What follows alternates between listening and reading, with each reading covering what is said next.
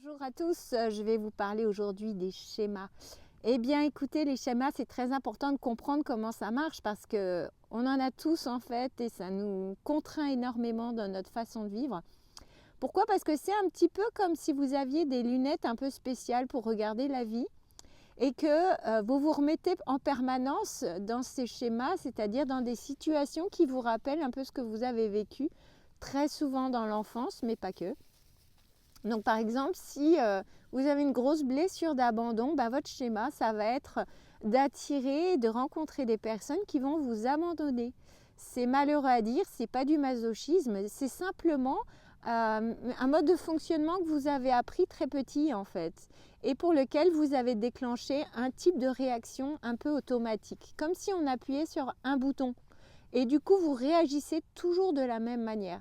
Et c'est là quelle est la perte de liberté parce que vous n'avez pas le choix. À moins de casser votre schéma, vous allez être amené à répéter toujours la même façon de réagir. Donc ça peut être quoi? Ça peut être soit par exemple de la colère. Chaque fois qu'on vous abandonne, vous ruez dans les brancards, vous allez essayer de vous battre, de vous rebeller contre ça et ça peut amener de la violence. Soit vous vous positionnez en victime et du coup vous rejetez un peu la faute sur l'autre systématiquement et vous avez tendance à vous mettre dans cette position de la personne qui subit. Donc il y a toutes sortes de réactions en fait par rapport à un schéma. Le problème c'est que vous êtes complètement emprisonné dedans. Alors comment on fait pour s'en débarrasser? Bon, déjà il faut en prendre conscience. C'est pour ça que les gens comme moi existent, c'est-à-dire qu'il faut voir un petit peu les choses qui se répètent dans votre vie. Très souvent, des personnes qui viennent me voir me disent je rencontre toujours le même type de personnes dans mon schéma amoureux et j'aimerais en sortir en fait. Donc ce qui est important, c'est de comprendre en fait comment ce schéma il s'est installé. Donc il y a une partie un petit peu mentale et essayer de relier un petit peu les points dans votre expérience pour arriver à voir en fait ce qui s'est passé, ce qui s'est produit. Et puis ensuite, ce qui va être un peu un défi pour vous si vous voulez vous sortir de vos schémas, ça va être d'apprendre un autre mode de réaction. C'est-à-dire que la vie va vous amener comme d'habitude, elle va vous resservir le plat que vous n'avez pas fini de manger. Donc elle va vous resservir ce schéma-là.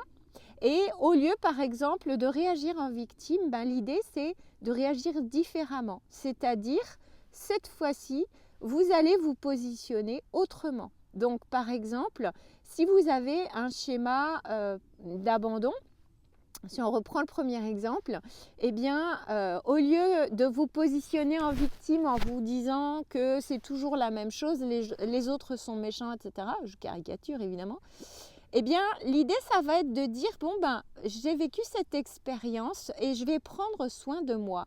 Et je vais essayer d'identifier à quel moment moi je me suis abandonnée. Parce que l'autre, en fait, est un miroir.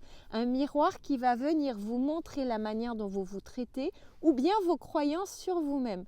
Donc, si vous avez cette conviction que vous allez être toujours abandonné, il va vous montrer ça.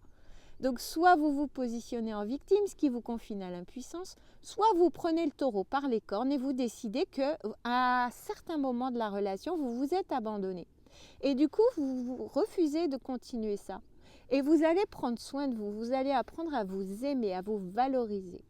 Et donc, ultimement, quand vous faites ce travail-là, il y a un moment où vous allez attirer des personnes qui vont être différentes. Parce que vous êtes sorti de votre schéma, vous n'avez pas reproduit les réactions habituelles et donc la vie va vous offrir des possibilités différentes. Et surtout, si jamais quelqu'un vous abandonne ou vous lâche, vous avez aussi la possibilité de laisser un laps de temps avant de réagir. Et c'est là quelle est votre liberté.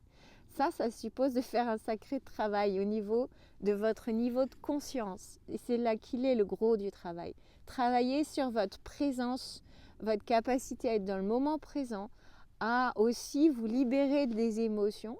Donc ça veut dire que vous voulez laisser venir, vous les accueillez, mais vous ne vous laissez pas complètement mener par le bout du nez par ces émotions. Et donc c'est là que réside un espace dans lequel vous avez la liberté de choisir votre réponse.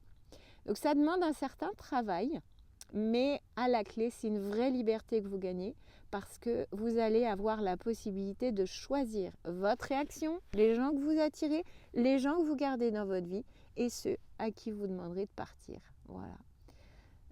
N'hésitez pas à vous faire accompagner pour ce travail en tout cas. Et c'est un très beau chemin.